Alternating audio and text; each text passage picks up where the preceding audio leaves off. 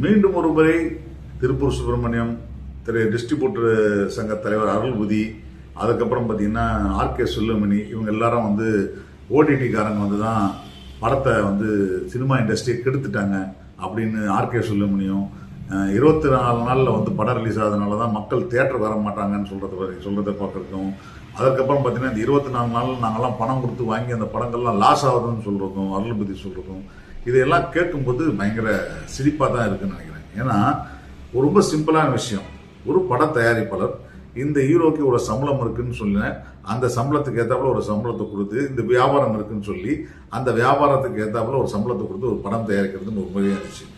ஓடிடிக்காரங்க தான் இவங்க சினிமாவே கெடுத்தது அப்படின்னு சொல்றது எப்படி ஆகும்? இப்போ இதுக்கு முன்னாடி பார்த்தீங்கன்னா ஒரு ஆளோட சம்பளம் எப்படி, ஹீரோட சம்பளம் எப்படி இருந்துச்சு, போன படம் என்ன வசூலாச்சு தியேட்டர்ல, அந்த தியேட்டர் வசூலில் அதுக்கு அடுத்த படம் என்ன வசூலாச்சு, இந்த 2 படங்களும் இவ்வளோ வசூலாயிருக்குன்றதை வச்சு தான் அவருடைய சம்பளத்தை நிர்ணயிச்சிருந்தாங்க. அதுக்கு அடுத்தது ஒரு சம்பளம் இந்த தியேட்டர்ல இவ்வளோ ரூபா வசூல் ஓடுது, இதற்கப்புறம் வந்து இந்த படத்தோடைய விலை வந்து வெளிநாட்டு உரிமை விற்கிது, இவ்வளோ ரூபாய்க்கு விற்கிது, இவருடைய படம் போன படம் வந்து வெளிநாட்டில் இவ்வளோ ரூபா பண்ணியிருக்கு, அதனால இந்த படத்தை வந்து நம்ம வெளிநாட்டு உரிமையை ஜாஸ்தி போகுது, அதனால இவர் சம்பளமும் ஜாஸ்தியாகவும் வந்துச்சு. மூன்றாவதாக வரும்போது என்னாச்சுன்னா டெலிவிஷன் வந்துச்சு.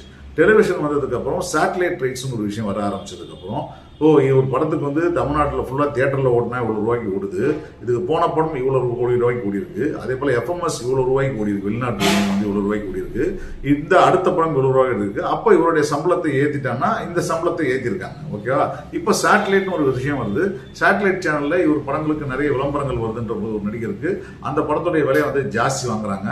ஜாஸ்தி வாங்கி அது என்னுடைய படம் இவ்வளோ ரூபாய்க்கு வித்துருக்கு, ஸோ எனக்கு இந்த சேட்டலைட் கொடுக்குற சம்பளத்தை கொடுங்கன்னு சொல்லி கேட்க ஆரம்பிச்சாங்க ஹீரோக்கள். ஓகேங்களா? இப்போ இந்த கேட்கறத கொடுக்கறதுன்றது யார் முடிவு பண்ணதுன்னா இந்த தயாரிப்பாளர்கள் தான். ஏன்னா ஒவ்வொரு தயாரிப்பாளர்களுக்கும் ஒரு பெரிய ஹீரோவோட படம் பண்ணணும்னு ஆசை இருந்துகிட்டே தான் இருக்கு.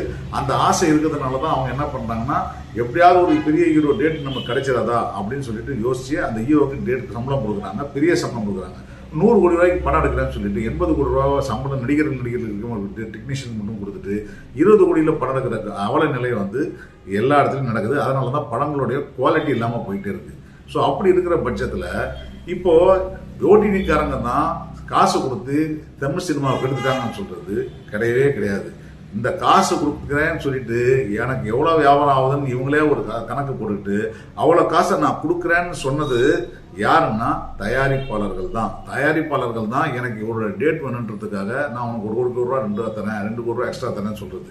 அடுத்தது இன்னொரு பயங்கரமான ஒரு காமெடியான விஷயம், இந்த டிஸ்ட்ரிபியூட்டர் வந்து எல்லா படங்களையும் வந்து 4 கோடி ரூபாவோ 5 கோடி ரூபா கொடுத்து விலைக்கு வாங்குறது இல்லை. ஒரு பெரிய நடிகர்கள் படம், அந்த படம் அவருடைய முதல் படம் நல்லா ஓடி இருக்கிற பட்சத்தில் அடுத்த படம் விலைக்கு வாங்கப்படுது. இதே அதுக்கு அடுத்து இப்போ வந்து நிறைய படம் பெரிய நடிகர்கள் படம் ஓடாத படங்கள்லாம் டைரக்டா டிஸ்ட்ரிபியூஷனுக்கு வந்துச்சு. டிஸ்ட்ரிபியூட்டர்ன்ற இனமே இல்லாமல் ஒரு மீடியேட்டர் இனமாக இருந்துட்டு இருக்க காலகட்டத்தில் நான் 4 கோடி ரூபா கொடுத்து வாங்கினேன், 28 நாளில் போடுறதுனால 24 நாளில் போடுறதுனால எனக்கு லாஸ் ஆகுதுன்னு சொல்றதே ரொம்ப அபத்தமாக இருக்கு. ஏன்னா ஏற்கனவே நான் போன ஒரு வீடியோவில் சொல்லியிருந்தேன், இந்த 4 வாரம் 5 வாரம் விஷயத்தையே வந்து படம் நல்லா ஓடுற பட்சத்தில் ஓடிடிக்காரங்க அவங்க பேசியே வந்து ஒரு 2 வாரம் தள்ளி கூட ரிலீஸ் பண்ணிக்கிறதுக்கான ஒரு மியூச்சுவல் அண்டர்ஸ்டாண்டிங் இருந்து தான் இருக்குது. இந்த எந்த படமுமே 1 வாரம் வீக்கெண்டே தாண்டாத பட்சத்தில் அந்த படங்களுக்குலாம் 8 வாரம் கழிச்சு வந்தால் தான் வரும், 10 வாரம் கழிச்சு தான் வரும்னு சொன்னால் எந்த படத்தையும் பார்க்க மாட்டாங்க. நல்லா இருக்கிற படத்தை தேட்டரில் பார்க்குறவங்க பார்த்துட்டு தான் இருக்காங்க. ஒன்று எடுத்துக்கங்க, இப்போ ரீரிலீஸில் பல படங்கள் ஓடிட்டு இருக்கு. சமீபத்தில் அந்த படையப்பா கிட்டத்தட்ட வந்து 3 நாட்கள் வந்து 14 கோடி ரூபா வந்து கிராஸ் பண்ணியிருக்கு. 14 கோடி ரூபா அது ஓடிடியில் வந்துருக்கு. சேட்டலைட் ஏற்கனவே வந்து பல முறை போட்ட படம் தான், பைரசியில் இருக்கு, எல்லா இடத்துலையும் பார்த்த படம் தான். இருந்தாலும் அந்த படத்தை தேட்டரில் வந்து பார்க்குறாங்கன்னா நல்ல கதையம்சமோட நல்ல தரமான சுவாரஸ்யமான படம் கொடுத்தா எல்லாரும் தியேட்டருக்கு வந்து பார்க்கறதுக்கு தயாராக தான் இருக்காங்க. ஆனால் அன்னைக்கு நீங்கள் நல்லா யோசிச்சு பார்த்தீங்கன்னா அது கரெக்டான பட்ஜெட்டில் பண்ணப்பட்ட படமானதுனால தான் இன்னைக்கு அதுக்கு இன்னும் லாபகரமான படம் ஆகிட்டு இருக்கு. பட்ஜெட் ஜாஸ்தியாக போகிறதுக்கான காரணம் நடிகர்கள் மட்டுமே கிடையாது. அந்த நடிகர்கள் கேட்குற சம்பளத்தை கேள்வி கேட்காம இவங்க படம் இதை வந்தால் இது வித்துருன்னு அனுமானத்திலேயே வந்து பணம் கொடுத்து தயாரிக்கிற தயாரிப்பாளர்களால் தான் காரணம். அதே போல இந்த மாதிரி தயாரிப்பாளர்கள் பணம் கொடுத்துட்டதுனால தான் சேட்டலைட்ல வந்து இவ்வளோ விற்குமா, டிஜிட்டலில் விற்குமான்னு யோசிக்கிறாங்க. இப்போ அப்படி இல்லாமல் இப்போ அந்த பெரிய நடிகர் இல்லாத ஒரு படத்துக்கு எந்த டிஸ்ட்ரிபியூட்டராவது எந்த தியேட்டர் ஓனராவது முதல் நாள்ல இந்த டிக்கெட் விற்கிறதுக்கு பாப்கார்ன் விற்கிறதுக்கு இதெல்லாம் பேக்கேஜ் போட்டு விற்று பார்த்துருக்கீங்களா? ஒன்லி பெரிய நடிகர்கள், நிறைய சம்பளம் வாங்க நடிகர்கள், நிறைய மார்க்கெட்டில் இருக்கிற நடிகர்கள் படங்களுக்கு மட்டும்தான் இவங்க எல்லா வேலையும் செய்கிறாங்களே தவிர எந்த தமிழ் சினிமாவாக வாழ வைக்கிறதுக்கு சின்ன சின்ன படங்களுக்கோ அதெல்லாம் பண்ண முடியாது. அப்படியே அவங்க நினைச்சாலும் பண்ண முடியாது. ஏன்னா படம் பார்க்க வரணும்னு முடிவு பண்ண வேண்டியது ஆடியன்ஸுக்கு அந்த படம் நல்லா இருக்குன்ற பட்சத்தை தெரிய வந்தால ஒழிய முதல் நாள் வரமாட்டாங்க. முதல் நாள் வரக்கூடிய படங்கள் எல்லாமே பெரிய நடிகர்கள். அந்த பெரிய நடிகர்கள் இருக்கிற மார்க்கெட் தான் அவங்களுக்கு வந்து இதை வந்து கொண்டு வருது. ஸோ இது வந்து கோழி முட்டை கதை தான். ஆனால் இதில் உண்மையாகவே ஸ்மார்ட்டாக இருக்க வேண்டிய ஆட்கள் யாருன்னு பார்த்தீங்கன்னா தயாரிப்பாளர்கள் தான். இந்த தயாரிப்பாளர்கள் அப்படி இருந்தால் மட்டுமே தான் இது வந்து லாபகரமாக இருக்கும். இப்போ உதாரணத்துக்கு எடுத்துங்களேன், கிட்டத்தட்ட வந்து காந்தாரா 2 உடைய பட்ஜெட் வந்து 120 கோடின்னு சொல்லி 120 கோடியில அந்த படம் பார்க்கும்போது 120 கோடின்னு நம்ம கண்ணுக்கு தெரியுது. ஆனா அதே வாரம் அந்த இட்லி கடையோட பட்ஜெட் கிட்டத்தட்ட 70 கோடின்னு சொல்றாங்க. அதுக்கு 70 கோடி கண்ணில் பட்ஜெட் தெரிஞ்ச கடை இல்லை. ஏன்னா அது நடிகர் சம்பளம், ப்ரொடக்ஷன், இந்த வேலைகள்லாம் இந்த சம்பளம்லாம் கொடுத்து அதுக்கப்புறம் வந்து அது டிஜிட்டல் போயிடுச்சு விற்கும் அந்த நம்பிக்கையில தான் அந்த படம் அவ்வளோ சம்பளம் கொடுக்கப்படுது, அவ்வளோ வேலை அவ்வளோ செலவு செய்கிறாங்க. ஆனால் 120 கோடி ரூபாய்க்கு எடுக்கப்பட்ட படம் முடிஞ்சு தியேட்டருக்கு வரதுக்கு முன்னாடியே கிட்டத்தட்ட 375 கோடி ரூபாய்க்கு ஆன் டேபிள் எல்லா வியாபாரம் ஆனதுல எத்தனை மடங்கு வியாபாரம் ஆயிருக்கு பாருங்க. அதுல ஹீரோவோட சம்பளம் 20% அப்படின்னு சொல்லி லாபத்துல 20%னா ஆட்டோமேட்டிக்கா ஒரு 50-60 கோடி ரூபாய் அவருக்கு சம்பளம் வந்துடும் அந்த ஒரு படத்துல. ஸோ இது ஒரு ஆரோக்கியமான விஷயம். இந்த ஆரோக்கியமான விஷயத்தை வந்து எல்லாரும் ஃபாலோ பண்ணா முடியும். ஏன் முடியும்ன்றது வந்து கரெக்டா கணக்கு கொடுக்குற இடத்துல இருக்கிறவங்களுக்கு கரெக்டா நடக்கும். ஆனா தமிழ்நாட்டில் தியேட்டர்கள் இருந்தோ இல்லை யாரில் இருந்தும் நிறைய பேருக்கு கணக்குகள் ஒழுங்காக வராத காரணத்தினாலேயே பல பேர் இந்த விஷயத்துல நம்பிக்கை இல்லாமல் யாரும் இந்த ஷேர் ஹோல்டர்களோ இதில் வரமாட்டேன்றாங்க. நீ நல்லா கவனிச்சு பார்த்தீங்கன்னா பல பெரிய நடிகர்கள் ஏன் அவங்களே சொந்த ப்ரொடக்ஷனோ இல்லை தேர்ட் பார்ட்டி ப்ரொடக்ஷனோ வச்சு பண்ணுறாங்க காரணம்னா இந்த மாதிரி சம்பளத்தை மார்க்கெட்டை அவங்க நிர்ணயிச்சிக்க முடியுது. ஃபார் எக்ஸாம்பிள் பார்த்தீங்கன்னா தக் லைஃப் எடுத்துங்க. தக் லைஃபோடைய படம் வந்து மிகப்பெரிய தியேட்டரிக்கல் தோல்வி. ஆனால் அந்த படம் ரிலீஸ் பண்ணுறது போது அவங்க எடுத்த பட்ஜெட்டு கமலுக்கும் மணிரத்னத்துக்கும் சம்பளம் இல்லாமல் ஒரு பட்ஜெட் 117 கோடியோ 120 கோடியோ சொல்கிறாங்க. ஆனால் அந்த படம் சேட்டலைட் டிஜிட்டல் உரிமைகள் மற்றும் வித்தது மற்ற ஏரியா தெலுங்கு வெர்ஷன் அதெல்லாம் வித்ததுலேயே அவங்களுக்கு வந்து கிட்டத்தட்ட ஒரு 220 கோடி கிட்ட வியாபாரம் பண்ணிட்டாங்க. நஷ்டம் எங்கன்னா தியேட்டர்கள் ஓடாதனால அவங்களுடைய படம் ஓடாதனால வரக்கூடிய லாபத்தில் நஷ்டமே தவிர அந்த படம் இன்னி வரைக்கும் யாருக்கும் நான் அவளை கடன் தரணும் அவளை திருப்பி பாக்கி தரணுன்ற ஒரு பாக்கி எல்லாமே இருக்கு. இப்படியான ஒரு ப்ரொடக்ஷன் பண்ணும்போது தான் அதனால தான் அவங்களே அந்த ப்ரொடக்ஷன் பண்ணிக்கிறாங்க, அந்த மார்க்கெட்டை வந்து நிர்ணயம் பண்ணிக்கிறாங்க.